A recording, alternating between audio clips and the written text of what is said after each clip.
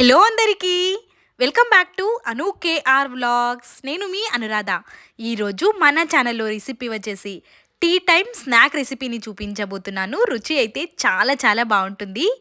Process చూడబోయే ముందు నా ఛానల్ని ఇంకా ఎవరైనా సబ్స్క్రైబ్ చేసుకొని వాళ్ళు ఉంటే సబ్స్క్రైబ్ చేసుకోండి. ఇంకా ప్రాసెస్ చూసేద్దాం, వచ్చేయండి. ముందుగా నేను 1 కప్పు వరకు పచ్చిశనగపప్పుని 1 అవర్కి ముందు నానబెట్టుకొని తీసుకున్నాను. 1 అవర్ తర్వాత వాటర్ మొత్తం వంచేసి తీసుకుంటే ఈ విధంగా పప్పు కొంచెం మెత్తబడి ఉంటుంది. ఖచ్చితంగా పప్పుని నానబెట్టుకొని తీసుకోవాలి, అప్పుడే రుచిగా వస్తుంది ఈ రెసిపీ. ఈ పప్పులో నుంచి సగం పప్పుని ఒక మిక్సీ జార్ తీసుకొని ఇందులోకి సగం మాత్రమే పప్పుని వేసుకోవాలి. ఇంకా సగం పప్పుని బౌల్లో అదే విధంగా ఉంచేసుకోవాలి. సగం పప్పుని వేసేసి ఒక పచ్చిమిర్చిని చుంచుకొని యాడ్ చేసుకోవాలి.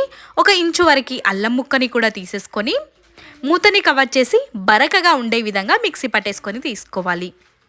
బరకగా మిక్సీ పట్టుకున్న ఈ పేస్ట్ని మనం ముందుగా శనగపప్పు నానబెట్టుకున్న అదే బౌల్లోకి వేసేసుకోవాలి. ఇందులోకి 1 స్పూన్ వరకు నువ్వుల్ని యాడ్ చేసుకోవాలి. 1 స్పూన్ వరకు జీలకర్ర, 1 స్పూన్ వరకు కారాన్ని కూడా యాడ్ చేసుకోవాలి.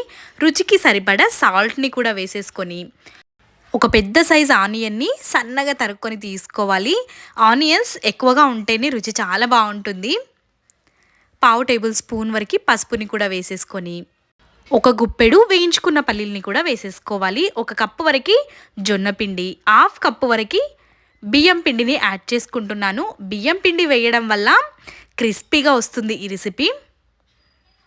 జొన్న పిండితోనే ప్రిపేర్ చేసుకుంటున్నాం కాబట్టి హెల్దీగా తినేయొచ్చు. మొత్తం ఒక్కసారి మిక్స్ చేసేసుకొని కొద్దిగా వాటర్ వేసి మంచిగా మిక్స్ చేసుకుంటే సరిపోతుంది. ఎక్కువ వాటర్ పట్టదు, తక్కువ వాటర్తోనే మంచిగా మిక్స్ చేసుకోవాలి పిండిని. మరీ మెత్తగా కాకుండా చపాతీ పిండిని ఏ విధంగా అయితే కలుపుకుంటామో అంత మెత్తగా ఈ పిండి ఉంటే సరిపోతుంది.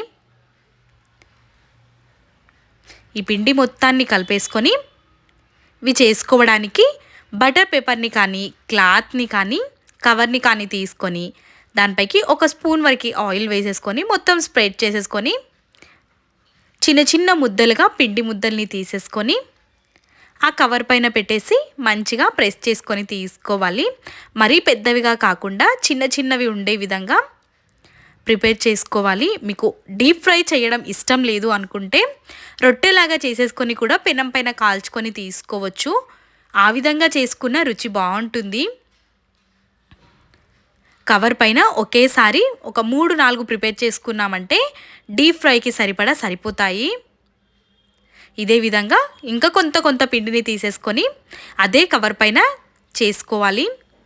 మధ్యలో హోల్ పెట్టడం వల్ల మధ్యలో కూడా మంచిగా వేగి క్రిస్పీగా వస్తాయి. రుచి మాత్రం చాలా చాలా బాగుంటుంది.